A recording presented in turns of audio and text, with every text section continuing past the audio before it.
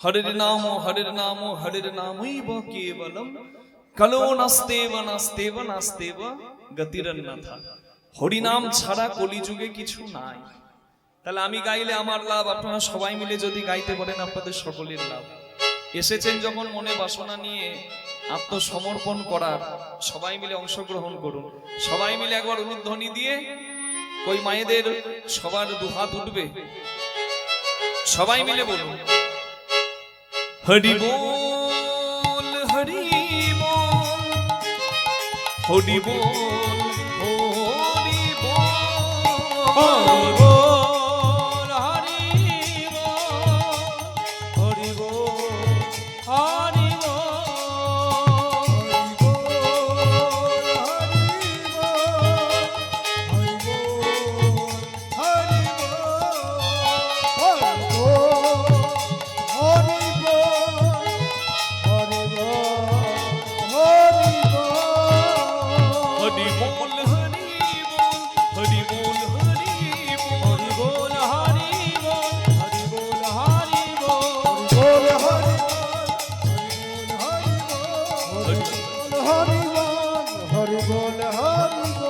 हरि बोल हरि बोल हरि बोल हरि बोल हरि बोल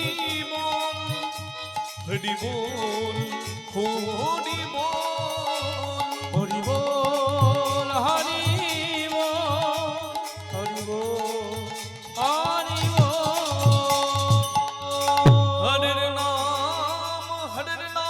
हरिर नाम एव केवलम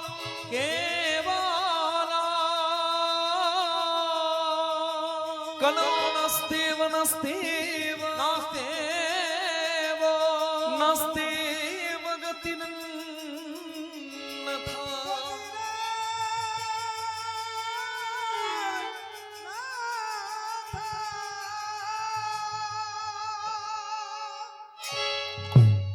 कलौ तद हरि कीर्तनात्। এই কলিযুগে হরি নাম ছাড়া কিছু নাই। এমন দয়াল অবতার যিনি আমাদের মুক্তির পথ দেখিয়ে দিলেন, তিনি যদি না আসতেন রাধারানীর কি মহিমা জগতে কেউ জানতো না। শুধু তাই নয়, মহাপ্রভু যদি না আসতেন আমরা বৃন্দাবন চিনতাম না। আপনারা বৃন্দাবন হয়তো সবাই গেছেন, কিন্তু বৃন্দাবনে কটা মন্দির আছে হয়তো আমরা বলতে পারবো না। কেন বলতে পারবো না? কারণ একটা দুটো নয়, প্রচুর মন্দির বৃন্দাবনে। কিন্তু শ্রী চৈতন্য মহাপ্রভু যেদিন বৃন্দাবনে গিয়েছিলেন, আজ থেকে আনুমানিক 500 অধিক পূর্বের কথা, 500 অধিক বৎসর পূর্বের কথা। শ্রী চৈতন্য মহাপ্রভু বৃন্দাবনে গিয়েছিলেন। বৃন্দাবনে এত মন্দির তখন ছিল না মা, হাতে গোনা দু একটা মন্দির ছিল। আর আজকে যে এত এত মন্দির, কার কৃপায়? আমার গৌর হরির কৃপায়। তিনি বৃন্দাবনে গিয়ে আঙুল দিয়ে দিয়ে দেখিয়ে দিয়েছেন কোনটা রাধা কৃষ্ণের কোন লীলা ভূমি। ও ভাই, কি করছো তুমি ওখানে? ওই যে তুমি লাঙ্গলের ফলা দিয়ে ওখানে চাষ করছো, ওখানে চাষ করো না ভাই। তোমার লাঙ্গলের ফলা আমার বুকে এসে লাগে। যে জায়গা তুমি চাষ করো ওই জায়গা শ্যাম কুণ্ড, ওটি রাধা কুণ্ড। মহাপ্রভু আঙুল দিয়ে দিয়ে দেখিয়ে দিয়েছে। আর যেগুলো বাকি থেকেছে, ছয় গোস্বামী পাদ, জয়রূপ সনাতন ভট্ট রঘুনাথ, শ্রীজীব গোপাল ভট্ট দাস রঘুনাথ পদাবলিতে জানিয়ে দিয়েছে। তাহলে বৃন্দাবনের কি মহিমা যদি আমার শ্রী চৈতন্য মহাপ্রভু বৃন্দাবনে না যেতেন আমরা জানতে পারতাম না। মধুর বৃন্দা বিপিন মাধুরী, মধুর বৃন্দা বিপিন মাধুরী, মধুর বৃন্দা।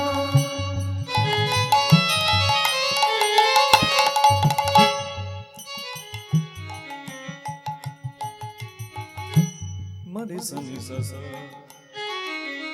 পামা পা মা পা মরে সরে নি সা নিসা মারে মা পা নি মা পা পানি সারে নিসা পানি সারে রে রে নিসা রে মা রে। নিসা নি পামা পানি নি পামা পানি নি পামা পামা রে সা রে নি সা রে মা পানি নি সা রে মা পানি নি সা রে মা পানি নি সা মধুর বৃন্দা বিপিন মাধুরী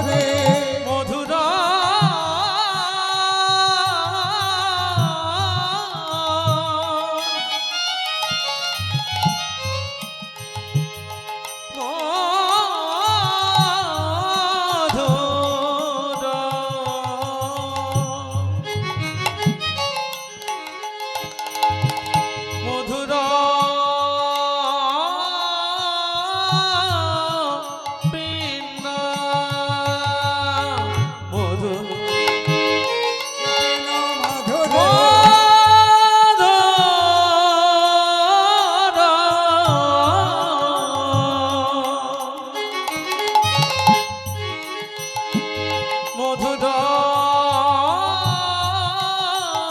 বিপিন মাধুরী বিপিন মাধুরী প্রবেশ চাতুরী সার মাধুর বৃন্দা বিপিন মাধুরী প্রবেশ চাতুরী বলি বড় যুবতী ভাবের ভগবতী শপথি হইত কার যুবতী ভাবের ভগবতী শপথি হয়ে কথা বড় যুবতী ভাবের ভগবতী শপথি হইল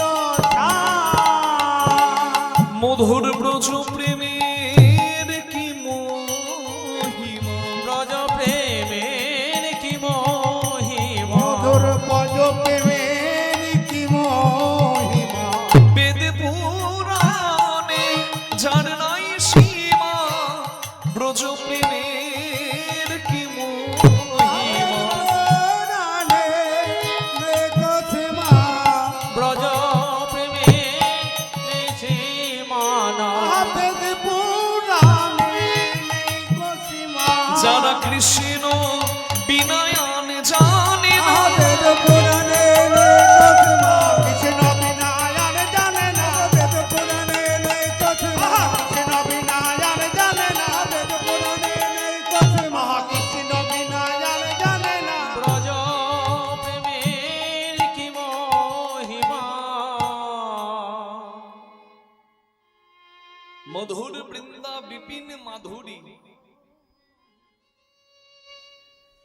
প্রবেশে চাতুরী সার বড়জ যুবতী ভাবেরও ভগতি শপথি হইত কার যদি মহাপ্রভু না যেতেন বৃন্দাবন কি তার মাহাত্ম্য কি আমরা এত ভালোভাবে জানতে পারতাম না শুধু তাই নয় আপনার অনেক টাকা পয়সা আছে আপনি বৃন্দাবন প্রতিদিন যেতে পারেন পকেটে টাকার জোর থাকলে বৃন্দাবন যাওয়া হয় মা এরোপ্লেনে করে বা প্রাইভেট হেলিকপ্টারে করে বৃন্দাবন যেতে কতক্ষণ সময় লাগবে খুব বেশিক্ষণ লাগবে না ঘন্টা দুয়েকের মতো তাহলে আমার যদি টাকার জোর থাকে আমি বৃন্দাবন যেতেই পারি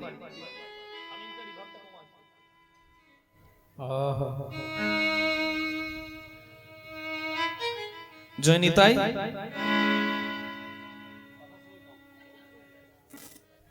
হরে কৃষ্ণ যদি অর্থের জোর থাকে বৃন্দাবনে যাওয়াই যায় কিন্তু বৃন্দাবনে প্রবেশ হয় না গুরুর কৃপা নিয়ে গোপী ভাব অঙ্গীকার করে যদি কেউ বৃন্দাবনে যেতে পারে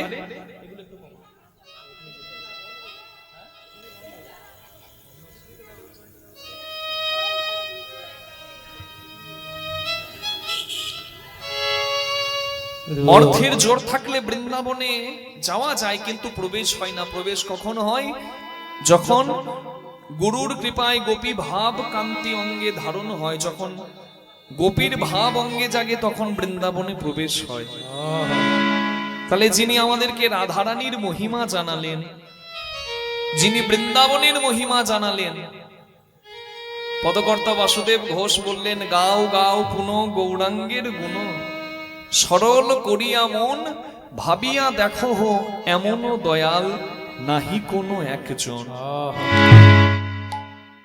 কিন্তু সেই গৌরাঙ্গের নাম করে, কৃষ্ণ নাম করে, হরি নাম করে আমাদের চোখে জল আসে না। কৃষ্ণ নামের এমন গুণ, গোপীরা কৃষ্ণ বলে কেঁদেছিল, তা গোপীদের নয়ন ধারা ব্রজের শক্ত পাথরগুলোকে গলিয়ে জল করে দিয়েছিল। সেই পাথর গলা জল পরবর্তীকালে শুকিয়ে হয়েছিল চন্দন। যে চন্দন আমরা অঙ্গে ধারণ করি, এই চন্দন লাগালে কি হয়? কি হয় মা? চন্দন লাগালে অহংকার দূর হয়, ভক্তি আসে, অনুরাগ আসে। আর যাদের কপাল ভালো নয়, মাগো চন্দন একটু করে সেবা করবেন, কপাল খুলে যাবে। তাহলে চন্দন লাগালে অনুরাগ আসে, কারণ এটা অনুরাগের জিনিস। গোপীদের নয়ন জলে ব্রজের শক্ত পাথর গলে, সেই পাথর গলা জল পরবর্তীকালে শুকিয়ে হয়েছিল গৌরী চন্দন। এটা সাধারণ কোনো জিনিস নয়। তাহলে চোখের জলে পাথর গলে, রাম নামের গুণে সমুদ্রে ফেলা পাথরগুলো ডুবলো না, জলে ভেসে উঠলো। কেন না? পাথরগুলিতে লেখা ছিল রাম। তাহলে কৃষ্ণ নাম, রাম নাম, হরি নামের এত গুণ, কিন্তু আমরা আমাদের হৃদয়গুলোকে এতটা পাথর করে নিয়েছি যে সেই হরি নাম করে আমাদের চোখে এক ফোঁটা জল নাই। পদকর্তা বাসুদেব ঘোষ কলম দিলেন, গৌরাঙ্গ বলিয়া না গেলাম গলিয়া, গৌরাঙ্গ বলিয়া না গেলাম গলিয়া, গৌরাঙ্গ বলিয়া না গেলাম গলিয়া, বলিয়া না গেলাম গলিয়া, হবে কেমনে সাধন সিদ্ধি, গৌরাঙ্গ বলিয়া না গেলাম গলিয়া, কেমন হবে সাধন সিদ্ধি। বাসু ঘোষ হিয়া পাষাণ দিয়া গড়িয়াছে কোন বিধি, বাসু ঘোষাইয়া পাষাণ দিয়া গড়িয়াছে কোন বিধি। পদকর্তা বাসুদেব ঘোষ কলম দিলেন, আমার হৃদয়টা বোধ হয় পাথর দিয়ে গড়া। না না, পাথর নয়। পাথর বলেও তো জল হয়েছিল হরিনামের গুণে, পাথর নয়। পাথরের থেকেও যদি শক্ত কিছু থাকে, তা দিয়ে বোধ হয় আমার হৃদয় গড়া। আর তা যদি না হতো, হৃদয় পাষাণ হলেও গলে যেত, পাষাণ হলে গলে যেত, পাষাণ হলে গলে যেত। দেখলাম কতই পাষাণ গলে গেল নবদ্বীপার নীলাচলে, কতই পাষাণ গলে গেল, নবদ্বীপার নীলাচলে, কতই পাষাণ গলে গেল, নবদ্বীপার নীলাচলে, পাষাণ হলে গলে যেত। জয়নিতাই। একটি ছোট্ট ভজন গান আস্বাদন করে আমরা আজকে লীলার মধ্যে প্রবেশ করছি। লীলার নাম কাঁঠালচড়া প্রভু শ্রী জগন্নাথ। আপনারা সবাই কাঁঠাল দেখেছেন তো? কাঁঠাল না, এঁচড় নয়, কাঁঠাল। ও এঁচড়টাই কাঁঠাল? ও বড় হলে কাঁঠাল নাকি পাকলে কাঁঠাল? কোনো চিন্তা নাই, আপনারা সবাই এখানে ভোজন আর ভজন দুটোই হবে, জানেন তো। আজকে আমরা প্রসাদ পাবো, কীর্তনের শেষে সকলে প্রসাদ নিয়ে যাব। কি প্রসাদ? প্রভু জগন্নাথ কত কষ্ট করে রাতের বেলায় কাঁঠাল গাছে চেপে কাঁঠাল পারবে, আর আমরা প্রসাদ নেব না? আমরা সবাই প্রসাদ নিয়ে যাব। আস্বাদন করছি কাঁঠাল চোড়া প্রভু শ্রী জগন্নাথ। আপনারা শুনেছেন ক্ষীর ছড়া গোপীনাথ, আপনারা শুনেছেন সাক্ষী গোপালের কথা। আর এটা কটকে সাক্ষী গোপাল বা রেমুনার গোপীনাথ নয়, এটা হচ্ছে পূর্বাশ্রম। পূর্বাশ্রমের ভক্ত মাধবের জন্য প্রভু জগন্নাথ করবেন কাঁঠাল চড়ি। সবাই মিলে আস্বাদন করব কাঁঠাল চোরা প্রভু শ্রী জগন্নাথ। সবাই মিলে একবার উদ্ধ্বনি করুন, নিদাই গৌর প্রেমানন্দে হরি।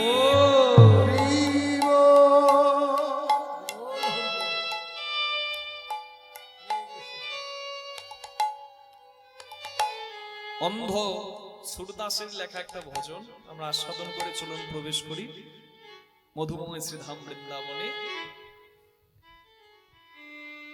প্রভুজি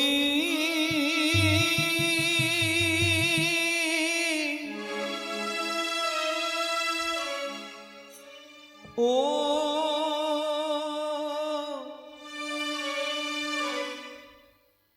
ও প্রভু मेरो प्रभु जी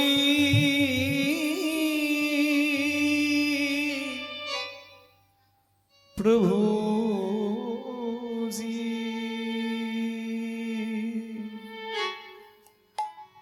प्रभु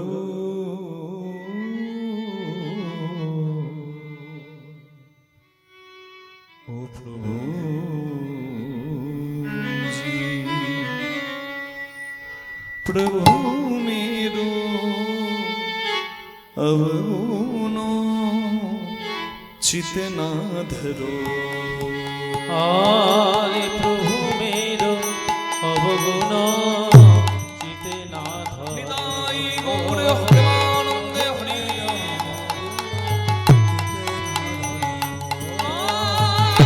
প্রভু मेरो অবগুণ চিতে না ধরো। প্রভু মেরে অবগুণ চিত না ধরো। प्रभु जी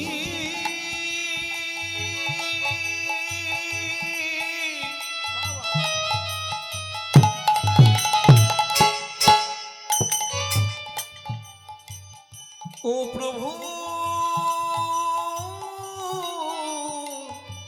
मेरो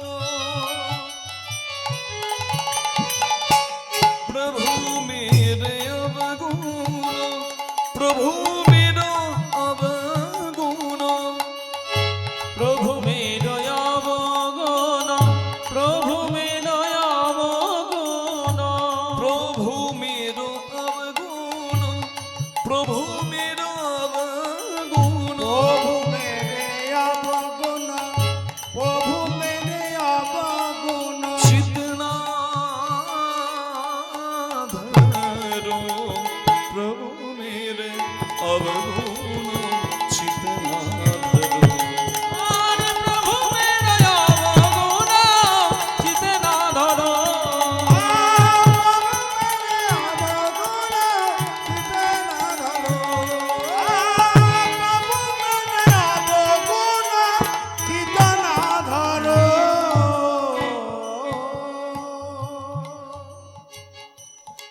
এটি একটি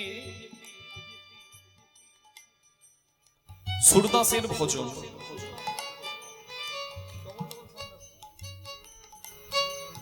এই ভজনটিতে কি বলা হচ্ছে দেখুন, মা প্রভু মেরো অবগুণ চিত না ধরো, মানে হে ঠাকুর আজকে আমি আমার গুণের কথাগুলো বলতে তোমায় ডাকছি না। কেন ডাকছি তোমায়? এতটা পাপ করে ফেলেছি যে পাপ রাখার কোনো জায়গা নাই, তাই তোমাকে ডাকছি। হ্যাঁ গো মা, পাপ করে লোকে ভগবানকে ডাকে, কথাটা মিথ্যা না সত্যি বলুন আপনারাই? হ্যাঁ, दुख में सब हरि भजे सुख में ना भजे कोई, सुख में जो हरि भजे तो दुख कहां से होई।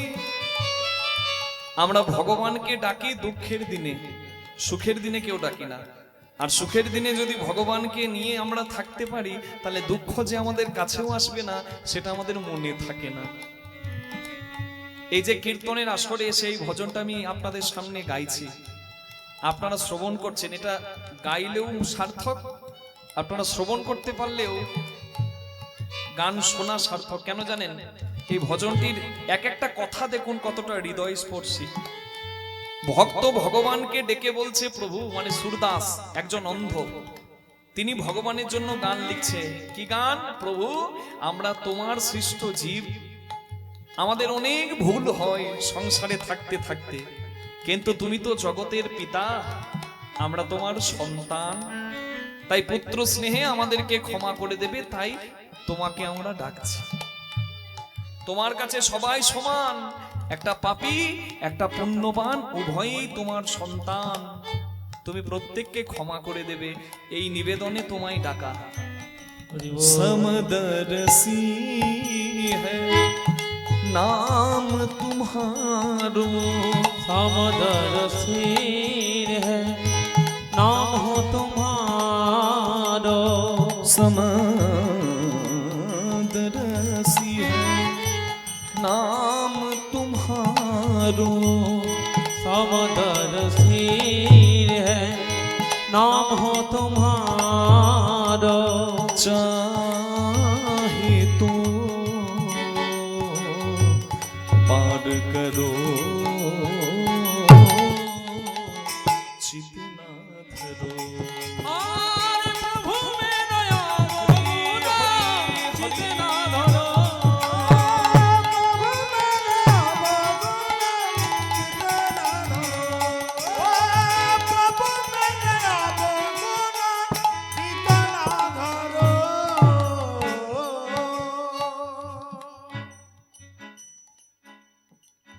অন্ধ সুরদাস ভগবানের জন্য ভজনটি রচনা করছে। তা ভক্ত যদি ভক্তের মতো হয়, ভগবানের সঙ্গে তার কথোপকথন হয়, তার ডাক ভগবানের কাছে পৌঁছে যায়। তা সুরদাস ভজনটি লিখছে, তখন সুরদাসের এই ভজনের ডাক ভগবানের কাছে পৌঁছে গেল। তা প্রভু স্বয়ং সুরদাসকে জানিয়ে দিচ্ছে, সুরদাস এত সুন্দর ভজনটি যে তুই লিখলি, হ্যাঁ রে বাবা, তুই যে লিখলি ভগবানের কাছে সবাই সমান, সত্যি কি ভগবানের কাছে সবাই সমান? কোন যুক্তি আছে তোর কাছে যে তুই দেখাতে পারবি যে ভগবানের কাছে সবাই সমান? সুরদাস তখন পরের লাইনটি লিখছেন, দেখুন কি সুন্দর, যে ভগবানের কাছে সবাই সমান। আমি মুখে বললে তো আপনারা বিশ্বাস করবেন না যে ভগবানের কাছে সবাই সমান। যুক্তি কি? ভগবানের মন্দিরের দিকে তাকালে আমরা দেখতে পাবো এমন একটি বস্তু আছে যেটি দেখলেই বুঝতে পারবো যে ভগবানের কাছে সবাই সমান। কি থাকে ভগবানের মন্দিরে? যেটি দিয়ে ফল আমান্য করা হয় ওটাকে কি বলে বলুন আপনারাই? বটি। তাহলে একটা বটি একটা লোহার অস্ত্র, সেটি দিয়ে ফল আমান্য করা হয়, যে ফল আমার গৌর গোবিন্দ সেবায় লাগে। আবার আরেকটি বটি, কিন্তু বটিটি একটু বড়, কাটারি, সেটি থাকে ব্যাধের ঘরে। ব্যাধ কি করে? সেটা দিয়ে নির্বিচারে দয়া মায়া না করে পশু হত্যা করে দেয়। দুটি লোহার কাটারি, কিন্তু দেখুন মা কি আশ্চর্য ব্যাপার, পরশ পাথর হলো এমন একটি পাথর যা লোহাকে ছোঁয়ালে লোহাটিকে সোনা করে দেয়। তা যখন মন্দিরের লোহার কাটারিটিকে পরশ পাথরের কাছে নিয়ে গেলাম, পরশ পাথর লোহার কাটারিটিকে সোনা করে দিল। শুধু তাই নয় মা, যখন ব্যাধের ঘরের কাটারিটিকেও পরশ পাথরের কাছে নিয়ে গেলাম, পরশ পাথরে ছোঁয়ানো মাত্র সেই কাটারিটিও সোনা হয়ে গেল। পরশ পাথর কিন্তু কোনো ভেদ করলো না যে তুমি পাপ করেছো বলে তোমাকে করব না, আর তুমি পুণ্য করেছো বলে তোমাকে সোনা করব। পরশ পাথরের কাজই হলো লোহাকে সোনা করে দেওয়া। তা প্রভু, পরশ পাথর সৃষ্টি করেছে কে? যিনি জগৎ সৃষ্টিকর্তা, তিনিই তো পরশ পাথর সৃষ্টি করেছেন। আর তিনি হলেন আমার দয়াল ভগবান নিতাই গৌর হরি হরি বল। তাহলে পরশ পাথর যেমন ভেদ করে না, তেমনি তুমিও ভেদ করবে না, এই নিবেদন জানিয়ে তোমায় ডাকছি প্রভু। एक लोहा पूजा में राखत,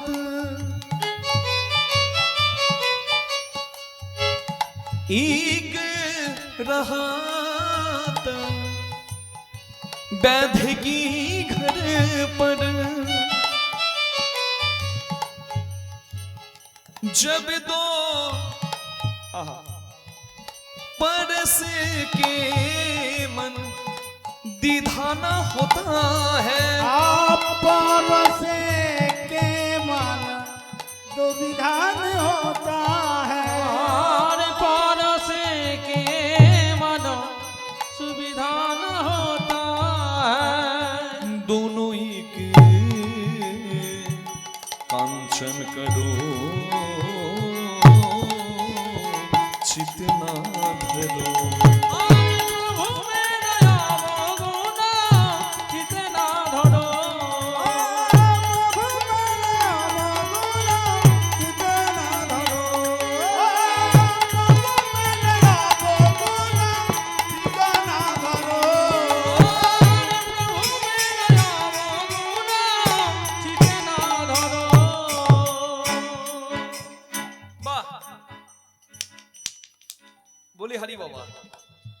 কি সুন্দর উদাহরণ তোমার, যে ভগবানের কাছে যেমন একটা পরশ পাথর যেমন বিচার করে না, দুটি লোহার কাটারিকে সোনা করে দেয়, তেমনি ভগবানের কাছে কোনো বিচার নাই, ভগবানের কাছে সবাই সমান। অন্ধ সুরদাস যখন ভজনের মধ্যে কথাটি লিখছে, তখন স্বয়ং ভগবান সুরদাসকে পুনরায় প্রশ্ন করে বলছে, সুরদাস তুমি যে লিখলে পরশ পাথরের কথা, পরশ পাথর কি কেউ চোখে দেখেছে? এ তো কেউ বিশ্বাস নাও করতে পারে, অনেকে বিশ্বাস করবে অনেকে বিশ্বাস করবে না, কারণ পরশ পাথর সবাই চোখে দেখেনি। এমন একটা উদাহরণ দাও যেটা সবাই বিশ্বাস করে। জয় নিতাই।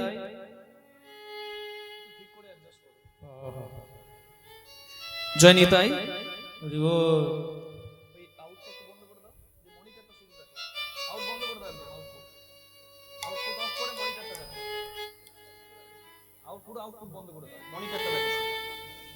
জয় নিতাই। জয় নিতাই, মনিটরটা ঠিক কর। জয় নিতাই।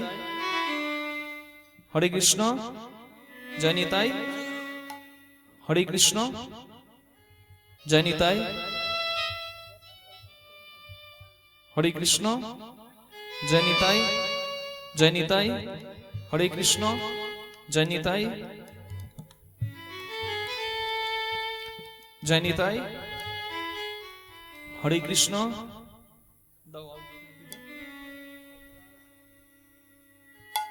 জয় নিতাই। হরে কৃষ্ণ।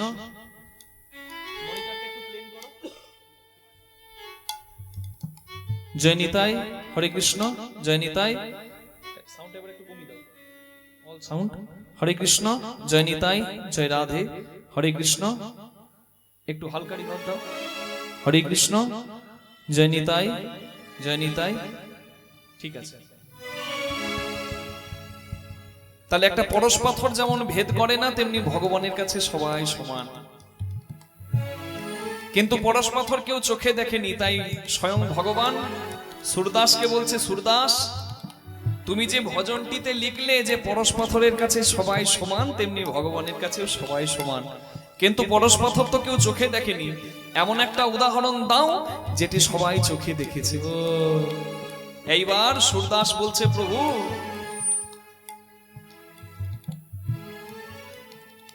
বাস্তবের মধ্যেই রয়েছে এমন একটা উদাহরণ যেটি দেখলে বুঝতে পারবো যে তোমার কাছে সবাই সমান। আচ্ছা, আপনাদের এই সামনাসামনি বড় নদী কি আছে বলুন? পদ্মা। আবার বহরমপুরের ওখানে আছে ভাগীরথী, গঙ্গা। আর আমরা যেখান থেকে আসছি মা, সেই জায়গাটা হচ্ছে অজয় নদীর দেশ। তাহলে আমাদের ওখানে আছে অজয় নদী, আপনাদের এখানে আছে গঙ্গা। দেখুন কি সুন্দর একটি উদাহরণ, যেটি শুনলে আপনারা বুঝতে পারবেন যে ভগবানের কাছে সবাই সমান।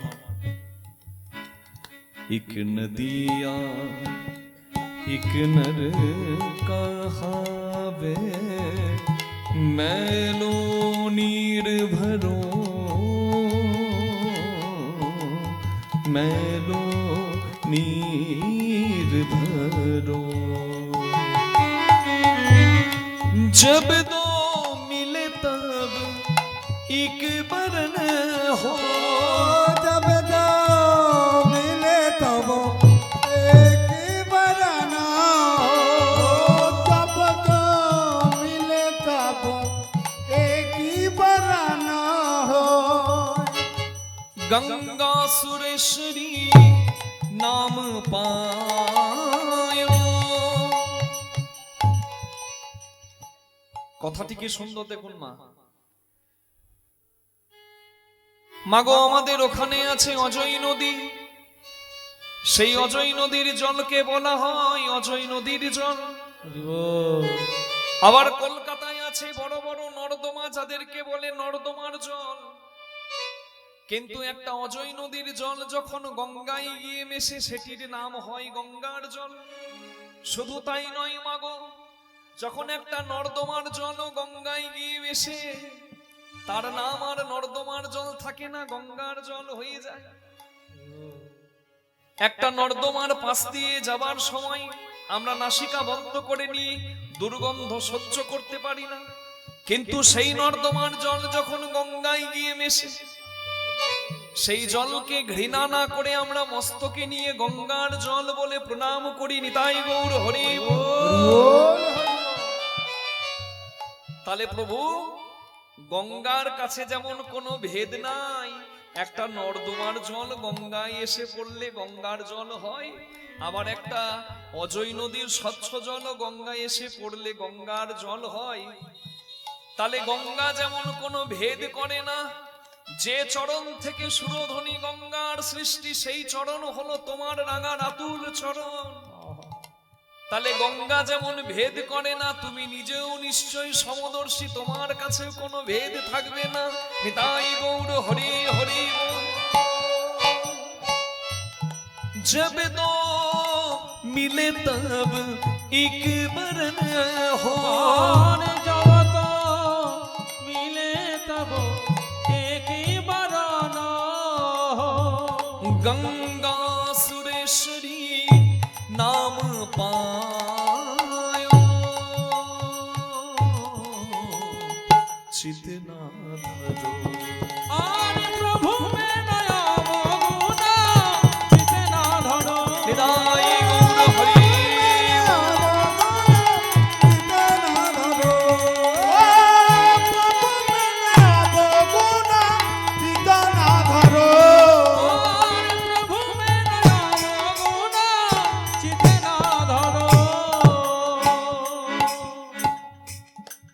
এই ভজনটি যিনি রচনা করেন তার নাম হচ্ছে সুরদাস। এই সুরদাস পরম ভক্ত ছিলেন মা।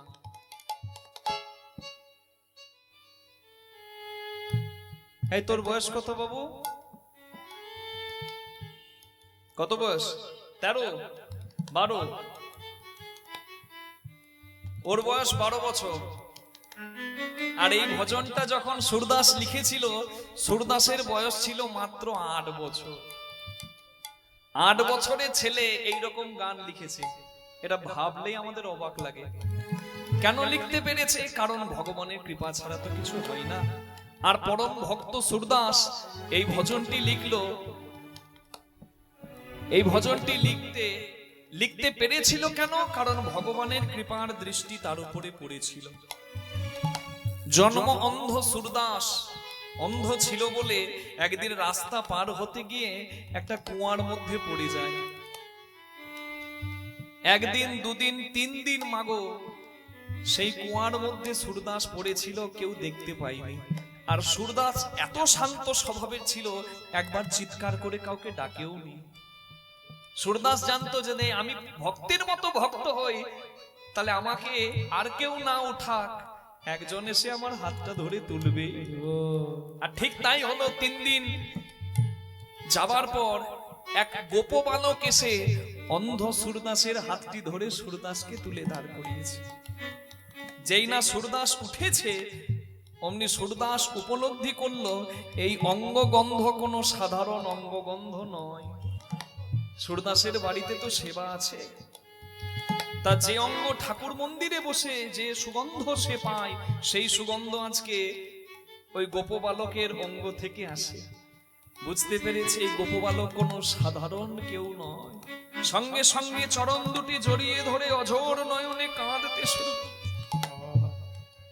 আর কেঁদে কেঁদে বলে উঠেছে, প্রভু আমি তোমায় চিনেছি প্রভু, তুমি এতদিন পরে আমায় দেখা দিলে ঠাকুর, আমায় কৃপা করলে। এই কথাটি যখনই না সুরদাস বলেছে, স্বয়ং সচ্চিদানন্দ ভগবান বলে উঠল, সুরদাস তুই আমায় চিনে ফেললি। আচ্ছা তোর নয়ন নাই বলেই তোর এত কষ্ট, তো তুই অন্ধ, নে আমি তোকে নয়ন ফিরিয়ে দিলাম।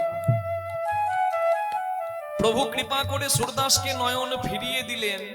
আর নয়ন ফিরে পেয়ে সুরদাস যেই না ভগবানের অপূর্ব ত্রিভঙ্গ মূরতি রূপটি দেখেছে, আর ভগবানের রূপ দেখে সুরদাস কাঁদতে কাঁদতে ভগবানের চরণ জড়িয়ে ধরে বলছে, প্রভু আমার বড় সাধ ছিল, আমি 2 নয়ন ভরে তোমার সৃষ্টি দেখব। তুমি নয়ন দিলে, আর নয়ন দেওয়ার পর আমার একটি ছাওয়া তোমার কাছে আছে। বলে বল সুরদাস। বলে প্রভু গো জগৎ এই সৃষ্টি দর্শনের জন্য যে নয়ন তুমি আমায় দিলে, কৃপা করে সেই নয়ন কেড়ে নিয়ে আমায় আবার অন্ধ করে দাও। বল হরি বল। এই কথাটি শুনে ভগবান চমকে উঠেছে। সুরদাস কি বললি বাবা, আরেকবার বল। নয়ন দিলাম আর তুই বলছিস নয়ন কেড়ে নিতে? ওরে জগতের জীব আমার কাছে কি চাই না রে? কেউ বলে প্রভু আমায় মান দাও, সম্মান দাও, অর্থ দাও, ঐশ্বর্য দাও, প্রতিপত্তি দাও, এত কিছুতে এত কিছু চেয়েও তাদের মনের আশা মেটে না। আর তুই মাত্র দুটি নয়ন পেয়ে আমাকে বলছিস কেড়ে নিতে কেন বাবা? বলছে প্রভু আমি এতদিন অন্ধ ছিলাম, তোমার উপস্থিতি অন্তরে অনুভব করে তোমার জন্য আমি গান লিখতাম, কিন্তু তুমি আমায় নয়ন দিলে, আর তোমার দেওয়া নয়ন পেয়ে আমি যখন তোমার মায়ার সৃষ্টির এই সৃষ্টির মায়ার দিকে তাকাবো, মায়ার চারিপাশে তাকিয়ে যদি আমি তোমাকে ভুলে যাই, আমি অন্ধ ছিলাম, ভালো ছিলাম। শুধু তাই নয় প্রভু, কত যোগী ঋষি মুনি অনন্তকাল তপস্যা করে একবার ভগবানের চরণ পাবার জন্য। আর যে চরণ জড়িয়ে ধরে আমি দাঁড়িয়ে আছি, সেই চরণ পাওয়ার পর কি আমার আর অন্য কিছু চাওয়া থাকতে পারে? যোগী যাকে যোগে পাই না, মুনি যাকে ধ্যানে পাই না, সেই ভগবানের রূপ দেখার পর যে নয়নে আমি ভগবান দেখি, সে নয়নে আমি কেমন করে আন দেখবো প্রভু? তাই নয়ন কেড়ে অন্ধ করে তোমার চরণের দাস করে আমায় চিরজীবন তোমার চরণ তলে রেখো নিতাই গৌর হরি বল। সেই সুরদাস বলছে প্রভু আমরা তো তোমারই সৃষ্ট জীব, তোমার মায়ার চারিপাশে তাকিয়ে আমাদের পাপ হতেই পারে, কিন্তু যতই পাপ করি না কেন তুমি পুত্র স্নেহে ক্ষমা করে নিজের রাঙা রাতুল চরণে ঠাঁই দেবে, এই নিবেদন আমি তোমায় জানাই। ইক জীব ইক ব্রহ্মা কহাবত सूरदास जगरो प्रभु जी अज्ञानी से भेद होवे,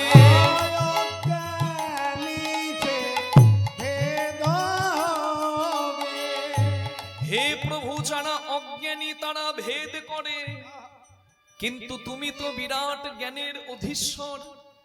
তুমি একটা গাছে ফল রেখেছো যা মানুষে খায়, পাখিতে খায়, পশুতে খায়, আবার তুমি নদীতে জল রেখেছো যা মানুষেও খায়, পাখিতেও খায়, পশুতেও খায়।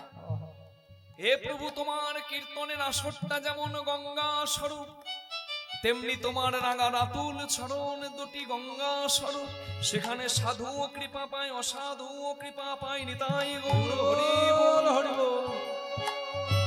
अज्ञानी से भेद होवे, अज्ञानी से भेद होवे, तुम ज्ञानी कहे भेद करो चितना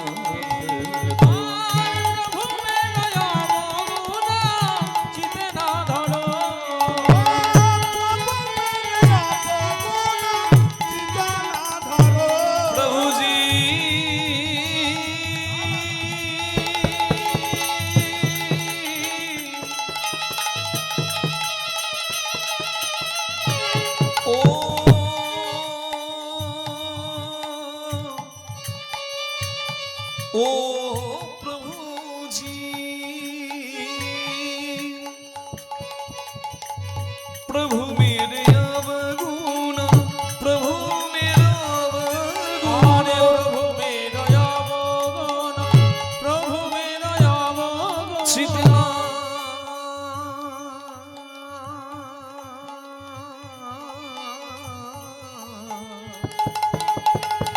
प्रभु मेरे अवगुण चितना धरो।